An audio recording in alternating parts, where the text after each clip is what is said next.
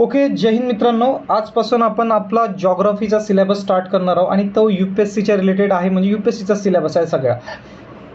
So प्रीमध्ये काय देऊन आहे, आपल्या प्रीमध्ये देऊन आहे इंडिया अँड वर्ल्ड जॉग्राफी, संपलं. आणि GS2 मध्ये सुद्धा तेच देऊन आहे, India and world geography. So आपण सुरुवातीपासून जर म्हटलं तर ॲस्ट्रॉनॉमीपासून जॉग्राफीची सुरुवात करू. ॲस्ट्रॉनॉमीपासून पहिले स्पेसवर जाऊ, स्पेसवरून थोडे प्लॅनेट्स बघू, त्यानंतर आपण आपल्या अर्थवर येऊ आणि अर्थच्या रिलेटेड आपण स्टडी करू. सो जॉग्राफीचा जो फादर आहे तो आहे इरॅटोस्थेनस. हे जे आहे आपल्या जॉग्राफीचे फादर आहे. आणि यांनी काय सांगितलं तर रेडियस दिली होती अर्थची.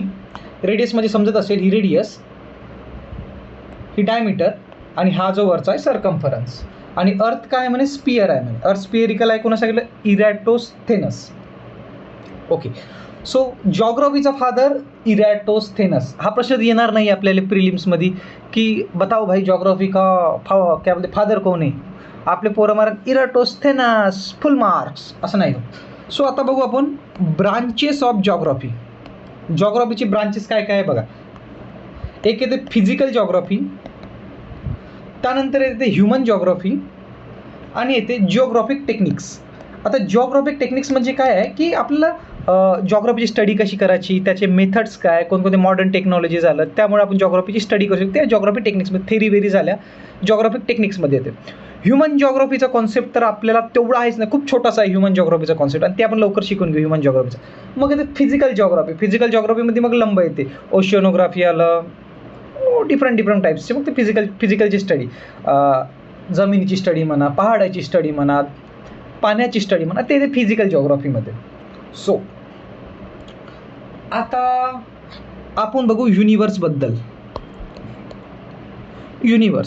युनिवर्स काय म्हणते, तू ही मेरी दुनिया तू ही जहान वे, ते झालं आपलं युनिवर्स.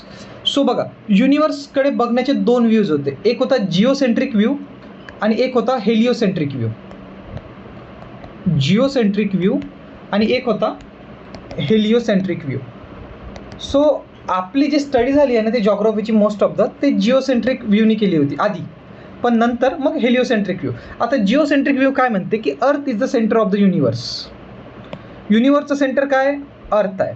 पण हेलिओसेंट्रिकमध्ये काय झालं की नाही, अर्थ सेंटर नाही, सनला आपण सेंटर घेऊ. म्हणजे हळूहळू जसं थेरीज देण्यात आली, मग आपलं जसं गॅलेक्सी झाली, मग आपलं सोलर सिस्टीम झालं. आधी काय समजायचं की फक्त अर्थ सेंटर आहे, अर्थच्या अवतीभोवती सगळे घुमते. सूर्य पण अर्थच्याच अवतीभोवती घुमते, सूर्याला तेवढी इज्जत नव्हती. पण व्ह्यू झाले, स्टडी झाली, दोन व्ह्यूज. कोणकोणते, जिओसेंट्रिक व्ह्यूज आणि हेलिओसेंट्रिक व्ह्यू. सो कधी जर चुकून MCQ जर आला असा की जिओसेंट्रिक व्ह्यू मध्ये काय होतं, सो अर्थ is the centre of Galaxy आपल्या जिओसेंट्रिक व्ह्यूमध्ये, आणि हेलिओसेंट्रिक व्ह्यूमध्ये काय आपलं सन आहे, जी की आताची ही राईट आहे. म्हणू तर शकत नाही राईट आहे, कारण की युनिवर्स खूप मोठा आहे आणि आपण तेवढ्या लेवलवर नाही पोचलो की आपण तेवढी फार स्टडी करू शकतो. सो स्पेसबद्दल जेवढं पण सांगते ते मला तर खोटं वाटते, बिकॉज आपल्याकडे तेवढी टेक्नॉलॉजी नाही की आपण स्पेसची स्टडी करू शकतो, तेवढी खतरनाक टेक्नॉलॉजी नाही आहे. सो स्पेसबद्दल जे पण सांगते ते मिथ्स असू शकते. होऊ शकते की प्लॅनेट्स आपल्याकडे 8च प्लॅनेट नाही, आणखी प्लॅनेट असेल, कारण आपण ते शोधलेच नाही, तेवढ्या दूरपर्यंत बघणं पॉसिबिलिटीज नाही आहे. सो बघा, युनिवर्सचे दोन व्ह्यूज होते, जिओसेंट्रिक व्ह्यूज आणि हेलिओसेंट्रिक व्ह्यू. त्यानंतर बाबाजीची थेरी बघू, जी होती big bang theory. Big bang theory. आता बिग बँग थेरी कोणी दिली, जॉर्ज लेवोजियर असं नाव असू शकतं, थोडं स्पेलिंग मिस्टेक, ठीक आहे. जॉर्ज लेवोजियर हे बेल्जियमचे पादरी होते. George Lavoisier. बघा, बेल्जियमचे जे काम ते चर्चचे फादर आहे ना, ते थेरी प्रपोज करून राहिले. आणि आपले जे ब्राह्मण झाले, बौद्ध झाले, हे काय करते, झगडा. सो याच्यावरून मेंटॅलिटी लक्षात येते की त्यांचे फादर थेरी प्रपोज करते ना, आपले लोक काय विचार करते. सो बिग बँग थेरी काय म्हणते, हा एक लहानसा बॉल होता म्हणते, याचा झाला स्फोट, आणि ह्या स्फोटपासून छोटे छोटे पूर्ण आपला युनिवर्स तयार झाला ह्या छोट्याशा बॉलपासून. ह्या छोट्याच्या याच्यामध्ये खूप डेन्सिटी होती, एवढी डेन्सिटी होती की एवढे मोठे मोठे प्लॅनेट्स तयार झाले. समजत आहे? बिग बँग थेरी कधी झाली म्हणते? 14 बिलियन वर्ष आधी. आता बिलियन जर नसेल समजत तर आम्ही सांगतो तुम्हाला. हे होते, हे काय झालं 1000, हे झालं मिलियन, हे झालं बिलियन. सो किती बिलियन? 14 बिलियन. समजलं का? 1000, million, billion. So 3-0 system follow करते US वाले लोक, आणि आपल्याला सुद्धा ते फॉलो करायला लावते. सो 14 बिलियन वर्षाआधी बिग बँग थेरी झाली. एक छोटासा काय म्हणते मासचा गोळा होता, तो फुटला, आणि तो फुटल्याच्याने एवढे प्लॅनेट्सची निर्मिती झाली. आता सूर्याची निर्मिती कधी झाली? 5 बिलियन वर्षाआधी सूर्य बनला, आणि त्यानंतर 4.5 बिलियन नंतर कोण बनली? आपली पृथ्वी. सो 4.5 बिलियन नंतर बनली पृथ्वी, आणि 5 बिलियनच्या आधी बनला होता आपला सूर्य. आता आपण बघू की प्लॅनेट्स कसे बनते. सो सर्वात आधी काय आहे? हे गॅसेस आहे. गॅसचा गोळा काय म्हणते? कॉन्ट्रॅक्टमध्ये येते, कॉन्ट्रॅक्टमध्ये जवळ येते, आणि तो बनते नेबुला. याच्यामध्ये काय राहते? नुसतं हायड्रोजन आणि हेलियम. हायड्रोजन आणि हेलियमचं काय होते? फ्युजन होते. फ्युजन म्हणजे तुटणे. हायड्रोजन आणि हेलियमचं फ्युजन होते. सर्वात आधी गॅसियसचा गोळा, त्यानंतर तो काय बनला? नेब्युलाच्या नंतर अजून थोडं चांगलं कॉन्ट्रॅक्टमध्ये आलं, नंतर बनला तो स्टार. नंतर काय बनला? तो सुपरस्टार बनला.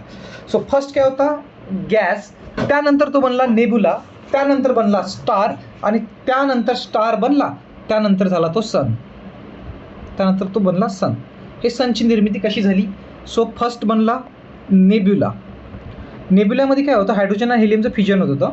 त्यानंतर स्टार झाला, स्टारच्या नंतर तो बनला सन.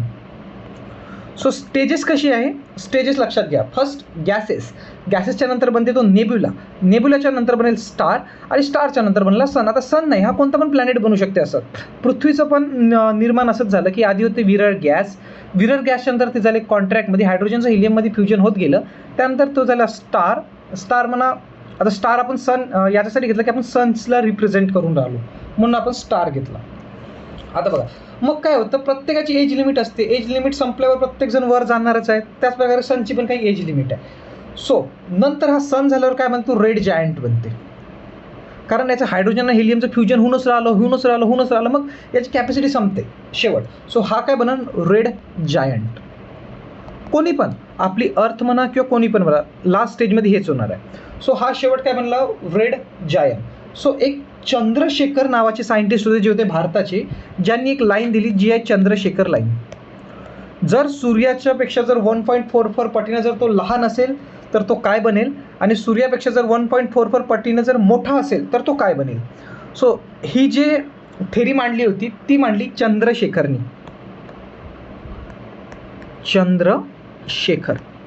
सो हा एक MCQ येऊ शकते की चंद्रशेखर लाईनची व्हॅल्यू काय आहे, आणि चंद्रशेखर लाईनमध्ये जर 1.4 पेक्षा जर छोटा असेल तो काय बनेल, आणि 1.44 पेक्षा जर मोठा असेल तर काय बनेल. कोणाच्या कम्पेअरमध्ये? सनच्या कम्पेअरमध्ये घेतला आहे. So always notice Chandrashekhar line 1.44. कोणी आहे का? बघू द्या बरं. कोणी आलं का? भुलं भटका? नाही, कोणीच नाही आलं. चलो ठीक आहे. So red giant. आता रेड जायंटच्या नंतर काय होते बघू. आता बघा, रेड जायंटच्या नंतर काय म्हणते? तो व्हाईट डॉर्फ बनते. व्हाईट डॉर्फ म्हणजे सफेद वामन. त्याच्यामध्ये काही एनर्जी नाही राहील, थोडी एनर्जी राहील, तो चमकत राहील. त्यानंतर तो बनते ब्लॅक डॉर्फ म्हणजे संपला, गोटाच राहील, तो काही एनर्जीच नाही, म्हणजे चमकणं बंद करून देईल. व्हाईट डॉर्फमध्ये थोडा चमकत आहे, आणि ब्लॅक डॉर्फमध्ये चमकणं बंद करेल. आता बघू जी नेक्स्ट कंडिशन आहे, ही 1.44 पेक्षा काय लहान, बरोबर आहे का? सनपेक्षा एक मिनिट, सनपेक्षा ही लहान होती 1.44. सो काय बनला? हा व्हाईट डॉर्फ बनला, आणि व्हाईट डॉर्फच्या नंतर बनला ब्लॅक डॉर्फ. त्यानंतर आता जे 1.44 पेक्षा मोठे आहे, सो ते काय बनेल? सुपरनोवा बनेल.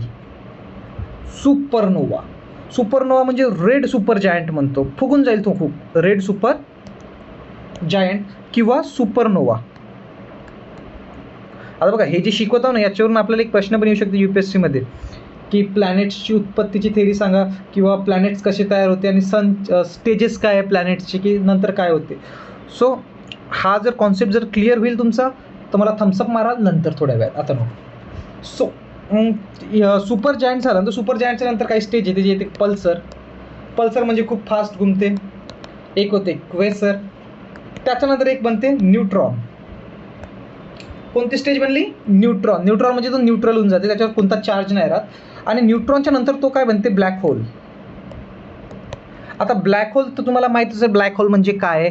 असा प्लॅनेट म्हणा किंवा अशी कोणती सेलेस्टियल बॉडी म्हणा जिची डेन्सिटी खूप असते. एवढी डेन्सिटी असते की एक चम्मच ब्लॅक होल जर कोणाला फेकून मारला तर समजा 10 हत्ती तुम्ही फेकून मारले, म्हणजे एवढे डेन्स आहे. 10 हत्ती मोठे मोठे चांगले पॉवरफुल हत्ती घ्या. सो 10 हत्तीची ताकद एका चम्मचमध्ये आहे ब्लॅक होलच्या मातीमध्ये. सो झगडा वगडा झाला तर ब्लॅक होलची माती उचलून आणायची आणि कोणाच्या घरावर फेकून द्यायची, स्वाहा म्हणा त्याचं घर. ओके. सो याच्यानंतर एक कॉन्सेप्ट येते ते सुपर क्रंच.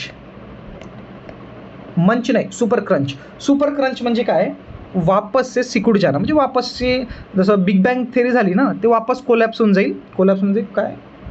कॉन्ट्रॅक्ट होऊन जाईल, वापस कॉन्ट्रॅक्ट होऊन जाईल, वापस ॲटोमॅटिक तो बनून जाईल. असं जस्ट हायपोथेसिस आहे सुपर क्रंच म्हणजे. सो बघा, आपण काय बघितलं? जॉग्राफी बघितली. जॉग्राफीचे ब्रांचेस बघितले. कोणकोणते? फिजिकल जॉग्राफी, ह्युमन जॉग्राफी आणि जॉग्राफिकल टेक्निक्स. जॉग्राफीचा बाप कोणाला म्हणतो? इराटोस्थेनस, फादर ऑफ जॉग्राफी. ज्यानं काय सांगितलं? रेडियस सांगितलं, सर्कम्फरन्स सांगितलं आणि पृथ्वी गोल आहे म्हणे. गोल नाही, स्पियर आहे म्हणे. त्यानंतर युनिव्हर्सचे आपण 2 व्ह्यूज बघितले. एक होतं जिओसेंट्रिक व्ह्यू आणि हेलिओसेंट्रिक व्ह्यू. जिओसेंट्रिक व्ह्यूमध्ये अर्थला सेंटरमध्ये घ्या आणि हेलिओसेंट्रिक व्ह्यूमध्ये सनला सेंटरमध्ये घ्या. बिग बँग थेरी कोणी दिली? जॉर्ज लेवेजियर. कुठचे? बेल्जियमचे पादरी होते. यांनी काय म्हटलं? 14 बिलियन वर्षाआधी बिग बँग झाली, त्यानंतर 5 बिलियन वर्षानंतर सूर्य बनला आणि 4.5 बिलियन नंतर पृथ्वी बनली. त्यानंतर आपण थोडं हे बघितलं की प्लॅनेट्स कसे तयार होते. गॅस, नेब्युला, त्याच्यानंतर बनून स्टारच्या नंतर बनला तो सन. एक चंद्रशेखर सीमा दिली 1.44. जर चंद्रशेखर सीमापेक्षा जर सनपेक्षा जर 1.44 पटीने लहान असेल तर तो व्हाईट डॉर्फ, त्याच्यानंतर ब्लॅक डॉर्फ. त्यानंतर कुठं होतं? सन जर 1.44 पटीनं मोठं असेल तर तो बनते सुपरनोवा, ज्याला आपण रेड जायंट म्हणतो किंवा लाल दानव म्हणतो. ते पल्सर, क्वेसर, न्यूट्रॉन आणि ब्लॅक होलमध्ये रूपांतरित होते. सो ही झाली प्लॅनेटची सायकल म्हणू शकतो. प्लॅनेट सायकल कशी आहे? होप तुम्हाला प्लॅनेट सायकल समजली असेल की प्लॅनेट सायकल कशी होती. त्यानंतर आपण बघू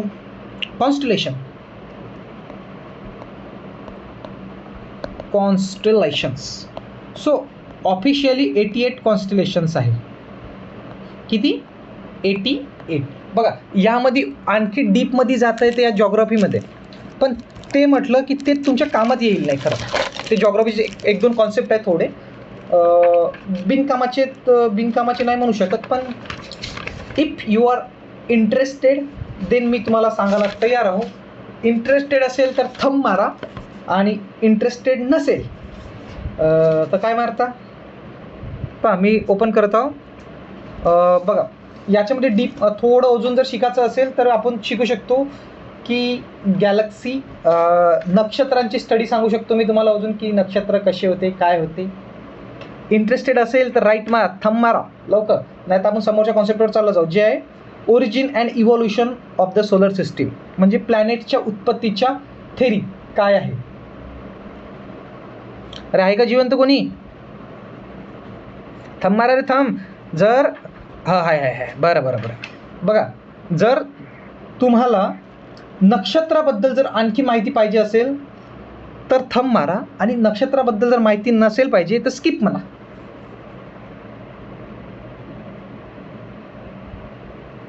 पाहिजे, हिनलला पाहिजे माहिती. हां बरं, शुभम तुला माहिती पाहिजे नक्षत्राबद्दल? बरं. सो ऑडियंस के डिमांड के चलते अपन कॉन्स्टेलेशन के बारे में पढ़ेंगे. चलो ठीक आहे, तुम्हाला जर इंटरेस्ट येतच असेल तर आपण शिकू. सो ॲडविन हबल होते. ॲडविन हबलने काय म्हटलं की ब्रह्मांडचा विस्तार होत आहे. ब्रह्मांडचा काय होत आहे? विस्तार. कोणी म्हटलं? ॲडविन हबलने. आता थोडं आपण स्टार्सचे कलर्स बघू. बघा, कलरबद्दल इन्फॉर्मेशन घेऊ. जर लाल कलर असेल, आपल्याकडे आहे ना रे, 1 मिनिट, आपण बोर्डवर शिकून राहिलो, आपल्याकडे आहे सगळी साहित्य अवेलेबल आहे. बघा, अरे काय झालं? हां, लाल कलर असेल तर नॉर्मल टेम्परेचर. त्यानंतर व्हाईट कलरचा स्टार असेल, कुठे गेला हा, व्हाईट कलर मीडियम टेम्परेचर, आणि जर ब्ल्यू कलरचा तारा दिसत असेल तर त्याचा हाय टेम्परेचर. आपण म्हणतो ना रेड म्हणजे खूप हाय, नाही, रेड म्हणजे हाय नाही, रेड म्हणजे नॉर्मल, व्हाईट म्हणजे मीडियम, आणि ब्ल्यू म्हणजे हाय टेम्परेचर. ब्ल्यू म्हणजे काय होतं, हाय टेम्परेचर. सो आपण आता जाऊ कुठे, ब्रह्मांड की सैर पर चलेंगे. आपण गॅलेक्सी बघू. आपण आपल्या गॅलेक्सीबद्दल चर्चा करू. आपल्या गॅलेक्सीमध्ये 100 अरब तारे आहेत. आणि ब्रह्मांडमध्ये किती, आपल्या मिल्की वे गॅलेक्सीमध्ये, आपल्या मिल्की वे गॅलेक्सीमध्ये नाही थांबा, 100 अरब तारे आपल्या गॅलेक्सीमध्ये आहे. आणि पूर्ण युनिवर्समध्ये किती गॅलेक्सी आहे, 100 अरब गॅलेक्सी युनिवर्समध्ये. 100 अरब म्हणजे किती होते माहिती आहे का, 100 हजार लाख करोड अरब खरब नील पद्म शंख महाशंख अंत महांत शिष्ट सिंगार महासिंगार अनंत सिंगार मग शून्य, एवढी कॅल्क्युलेशन आहे. सो बघा, आपल्या आपण कोणत्या गॅलेक्सीमध्ये राहतो, मिल्की वे. तिला दूध मेखला सुद्धा म्हणतो, दूध मेखला मिल्की वे गॅलेक्सीला. समजत आहे का, समजत नसेल तरी जाऊ द्या, सोपीच आहे. 100 अरब तारे आपल्या मिल्की वे गॅलेक्सीमध्ये, आणि युनिवर्समध्ये 100 अरब गॅलेक्सी आहे. सो हा कॉन्सेप्ट लक्षात ठेवा. त्यानंतर ही आपण गॅलेक्सी काढू. आपल्या गॅलेक्सीचा आकार कसा आहे, स्पायरल आहे बघ, असा स्पायरल गॅलेक्सी आहे. सो गॅलेक्सी कशी आहे आपली, स्पायरल. ओके, समजलं का. आणि हा देतो आपण, हा आता युनिवर्स बघू. युनिवर्स नाही गॅलेक्सी आहे. सो बघा, हा आपला सनला थोडा कलर बदलवतो, रेड घ्या. हा आपला सन आहे, पकडा इथे. सनपासून सर्वात जवळचा तारा आहे, त्याचं नाव आहे प्रॉक्झिमा सेंचुरी. आणि एक सायरस आहे, त्यात सर्वात चमकीला तारा, त्याला म्हणतो आपण सायरस स्टार किंवा डॉग स्टार म्हणतो. सायरस स्टार किंवा डॉग स्टार सर्वात चमकीला तारा आपल्या मिल्की वे गॅलेक्सीचा. अरे आणखी पण असू शकते, कुठं यायनं शोध लावला. हा चलो, तो आपला प्रश्न नाही आहे. सो सायरस स्टार आणि प्रॉक्झिमा सेंचुरी, सर्वात जवळचा तारा आहे तो प्रॉक्झिमा सेंचुरी आहे, नावाचा जवळचा तारा आहे. बंदी लाईफ चालली जाईल तरी तो पोचणं कठीण आहे. त्याच्यानंतर सायरस स्टारचं काय सांगितलं होतं, सर्वात चमकीला तारा. आणि हा आपला कोणता, सूर्य बाबाजी. ओके, सो तीन जर गॅलेक्सी जवळ येत असेल ना, त्याला क्लस्टर म्हणतो. त्याला काय म्हणतो, क्लस्टर. आणि आपल्या पाच्यात 3 गॅलेक्सी कोणत्या आहे, मिल्की वे, त्याच्यानंतर कोणती होती गॅलेक्सी, अँड्रोमीडा असं नाव आहे. मिल्की वे, अँड्रोमीडा, आणि हिचं नाव आहे NGC C33. हे सुपर क्रंच, जे याचं नाव आहे ना, सुपर क्लस्टर नाव आहे याचं, सुपर क्लस्टर. या तीन तिघडीला म्हणतो आपण सुपर क्लस्टर. समजलं असं. आता जाऊ आपण सनवर जाऊ. हा सन. आता बघा, पृथ्वी कोणाचे चक्कर मारते, सूर्याचे चक्कर मारते. आता पृथ्वी जर सूर्याचे चक्कर मारत असेल तर हा सन तर निठल्ला नसेल, याले कोणाला कोणाचे चक्कर मारायचे असेल तर हाही चक्कर मारते. हा कोणाचा चक्कर मारते, मिल्की वे गॅलेक्सीचा. सो मिल्की वे गॅलेक्सीचा चक्कर मारायला याला लागते 25 करोड वर्ष, 25 करोड साल लागते इसको. आणि 25 करोड वर्ष झाले तर मग म्हणते 1 कॉस्मिक इयर. 1 कॉस्मिक इयर किती वर्षाचा, 25 करोडचा.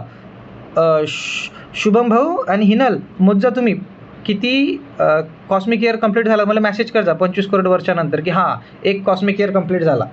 ओके, आता सूर्याची स्पीड भाऊ 250 किलोमीटर पर सेकंडच्या स्पीडनं धावते सूर्य. 250 किलोमीटर पर सेकंड, विचार करा. 250 किलोमीटर पर सेकंडच्या याच्यात म्हणजे तुम्हाला तुमच्या गावाला जर जायचं असेल तर 3-4 सेकंडमध्येच तुम्ही चालले जाल सूर्याच्या स्पीडनं. सो 25 करोड वर्षाला काय म्हणते 1 कॉस्मिक इयर. आणि 25 करोड वर्ष कशाला लावते, हा मिल्की वे गॅलेक्सीचा पूर्ण चक्कर मारायला. कोण, आपले सूर्य बाबाजी. 1 मिनिट. ओके, खुश. हां चल ठीक आहे. 25 करोड वर्षात 1 चक्कर कोणाचा, मिल्की वे गॅलेक्सीचा. त्याला काय म्हणतात 1 कॉस्मिक इयर. 250 किलोमीटर पर सेकंडची स्पीड आहे आपल्या भाऊची. ओके, सो आता आपण थोडं तालमीबद्दल येऊ. तालमीनं कोणती बुक लिहिली होती, जॉग्राफिका लिहिली होती. जॉग्राफिकामध्ये तालमी काय म्हणते की सूर्य आहे तो पृथ्वीभोवती घुमते म्हणते. तालमीनं जॉग्राफिका बुक लिहिली होती, त्याच्यामध्ये काय म्हणते, सूर्य पृथ्वीवरती घुमते म्हणते. त्याच्यानंतर कॉपरनिकस आला. कॉपरनिकस काय म्हणते की हा तालमी नावाचा व्यक्ती तुम्हाला चिवत्या बनवत आहे म्हणते. सूर्य कसा पृथ्वीभोवती घुमन म्हणते, अरे बाबू म्हणते पृथ्वी सूर्याभोवती घुमते म्हणते. मग करेक्ट कोणं केलं तालमीचं, कॉपरनिकसनं. काय म्हणते, अर्थ सूर्याभोवती घुमते म्हणते, अर्थ सूर्याभोवती घुमते. त्याच्यानंतर कॅपलर आला. कॅपलर काय म्हणते, आयतकार घुमते म्हणते. आयतकार म्हणजे स्पेरिकल घुमते म्हणते. आता हळूहळू स्पेरिकल नाही रे, काय म्हणते, अंडाकृती घुमते म्हणते. स्पेरिकल, अंडाकृती, ऑप्टिकल, जाऊ दे काही असो. गॅलिलिओनं काय दिला, प्रूफ दिला. ले भाई म्हणते, प्रूफ ल म्हणतोय तुम की असं असं घुमते म्हणते. पण गॅलिलिओच्या काळामध्ये काय म्हणते, याचं कोणी ऐकलं नाही, याला पागल ठरवलं देणं, याला फाशीची शिक्षा किंवा असं काहीतरी शिक्षा दिली. त्यानंतर हबल आहे. हबलनं टेलिस्कोप बनवला होता, हबल टेलिस्कोप. ओके. तालमी बाबाजी काय म्हणते, सूर्यभोवती घुमते म्हणते. कॉपर आला. तालमी चिवत्या बनवत आहे म्हणते तुम्हाला म्हणते. तालमीचे नौका ऐकू म्हणते. तालमीनं सर्वात पहिला मॅप दिला होता, लक्षात ठेवजा. सो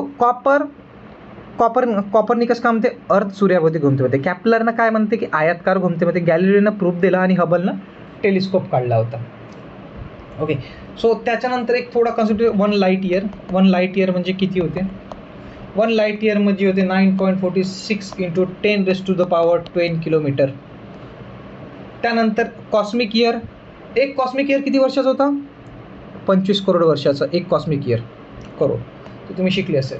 आणि एक ॲस्ट्रॉनॉमिकल युनिट आहे, ती आहे 14.96 करोड. खरं म्हटलं तर आपल्या कामाचं नाही आहे, 15 करोड म्हणू शकतो आपण. चल ठीक आहे. सो आपल्या कामाचं नाही आहे हे वाला. त्यानंतर आता आपण म्हटलं होतं मी कॉन्स्टलेशनची थोडी माहिती देतो म्हटलं तुम्हाला. आता कॉन्स्टलेशनची माहिती बघू.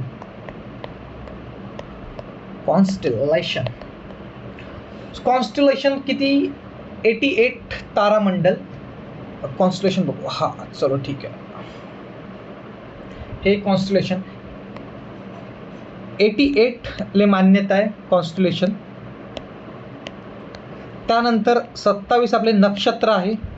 नक्षत्र म्हणजे काय, ग्रुप ऑफ स्टार. आणि 8 ग्रह आहे, जे की एक आपण पृथ्वीवर राहतो, बाकीचे नाही माहीत आपल्याला, नंतर स्टडी करू.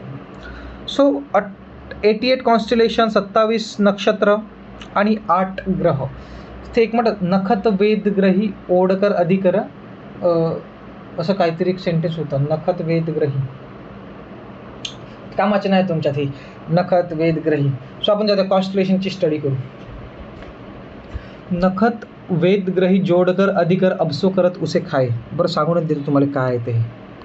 नखद वेद ग्रही अधिकर जोडकर उसे खाये. नक्षत्र किती आहे आपल्याकडे, 27 नक्षत्र प्लस वेद किती आहे आपल्याकडे, 8 वेद. आणि ग्रह किती होते आपल्याकडे, नाही. सो याची टोटल करा किती होते. मॅथ कमजोर झालं, सीसॅट माझं चालू व्हायचं आहे ना, म्हणून थोडं उशीर लागत. सो याला 1 करा, हा होते 10. 27 + 7 किती होते, 4. हे किती, 3, 34, 40. ओके. सो वेद सुरुवातीला 8च वेद होते ना सुरुवातीला, तर 4 वेद होते, ऋग्वेद, सामवेद, यजुर्वेद, अथर्ववेद. सो हे 4 वेद आधी मान्यता होते. सो काय म्हणजे नखद म्हणजे नक्षत्र, वेद म्हणजे 4 वेद, ग्रही म्हणजे आपले ग्रह, जे की आधी 9 ग्रह मानले जात होते, प्लुटोला ग्रह म्हणत. नखद वेदग्रही अधिकर म्हणजे त्याला अर्धेकर, 40च्या अर्धे किती होते, 20. अधिकर जोडकर म्हणजे 20 आले. उसे खाय म्हणजे काय झालं, कृष्णाबद्दल म्हटलं होतं की राधानं काय म्हटलं कृष्णाला की जर तू माझ्यासोबत आला नाही, की असं जर नाही प्रेमाबद्दल, की मी जहर खाऊन घेईल. 20ला असं जहरची उपाधी दिली जाते, 20च्या नंबरला. सो एक फेमस वाक्य आहे, नखत वेदग्रही अधिकर जोडकर अबसो करत उसे खाय, जे उरण त्याला मी खाऊन घेईल, असं राधानं धमकी दिली होती श्रीकृष्णाले. किंवा जे पोरी आहे ते म्हणत होते श्रीकृष्णाले, जर तुम अगर मेरे साथ नहीं रहे तो हम ऐसा करेंगे. सोडा, हे स्टोरी आहे, कोणाला सांगायची मजा येईल. सो आता आपण बघू कॉन्स्टलेशन. कॉन्स्टलेशनची स्टोरी करेल. बघा, कॉन्स्टलेशनमध्ये एक येते ध्रुव तारा, जे आहे पोलर स्टार. पोलर स्टारबद्दल माहिती असेल, ऑलवेज नॉर्थ. त्यानंतर येते सप्तऋषी. सप्तऋषी माहिती आहे ना तुम्हाला? उर्सा मेजर आणि उर्सा मायनर. उर्सा मेजर आणि उर्सा मायनर, हे असं सप्तऋषी. हे उर्सा मेजर आणि असंच थोडं हे उर्सा मायनर. सो तोंडावर डिपेंड करते, मेजरचं तोंड वर तर मायनरचं तोंड खाली. सो उर्सा मेजर आणि उर्सा मायनर. ओरियन, ज्याला हंटर तारा म्हणतो, त्याच्यामध्ये 15 ते 16 तारे आहे.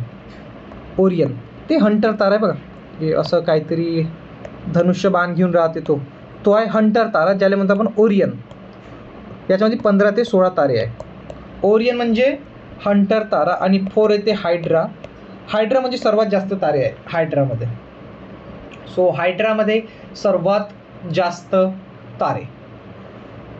ओके, सो त्यात सुपर क्रंचचं तुम्ही कन्सेप्ट सांगितला की वापस ॲज इट इज बनणार आहे. त्याच्यानंतर ब्रह्मांड. बिग बँग थेरीमध्ये आपण बिग बँग थेरीमध्ये काय काय शिकलो बघा. बिग बँग थेरीमध्ये म्हणजे काय काय बघा. युनिवर्सच्या अंदर काय आहे? गॅलेक्सीज. युनिवर्सच्या अंदर आहे गॅलेक्सी. 3 गॅलेक्सी मिळून काय बनते? क्लस्टर. क्लस्टरच्या अंदर काय? मग त्याच्यानंतर मिल्की वे. मिल्की वेमध्ये काय? कॉन्स्टेलेशन्स. कॉन्स्टेलेशनच्या नंतर ग्रुप ऑफ स्टार बघितलं, सोलर फॅमिली बघितली, आणि नंतर बघितलं आपण प्लॅनेट्स.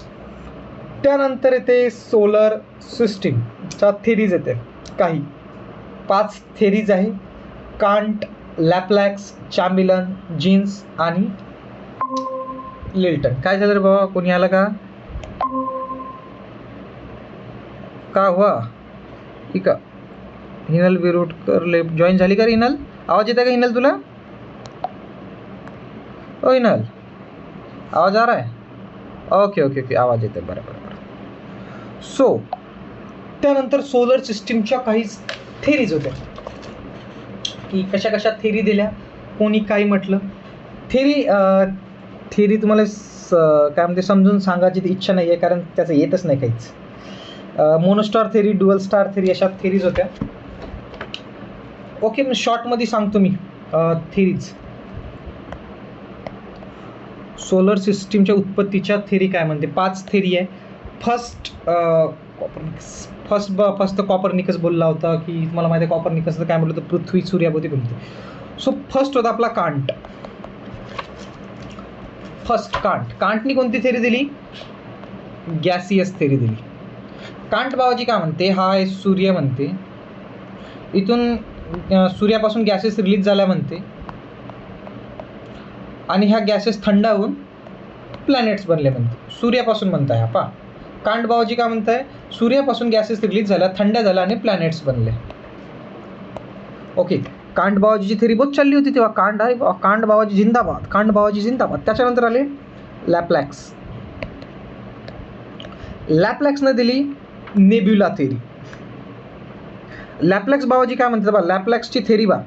लॅपलॅक्स काय म्हणते? हा सूर्य आहे म्हणते, सूर्यापासून एवढी जी हे पार्ट आहे हा रिलीज झाला म्हणते गॅसियसचा, आणि त्या पार्टपासून प्लॅनेट्स बनले म्हणते. वा, काय खतरनाक थेरी दिली. ह्या दोघांच्या थेरीमध्ये कोणता फरक दिसून राहिला? ह्या बाबाजीनं काय म्हणलं की छोटे छोटे तुकडे निघाले म्हणते, हा मध्ये मोठा पार्ट निघाला म्हणते, आणि त्या पार्टपासून प्लॅनेट्स बनले.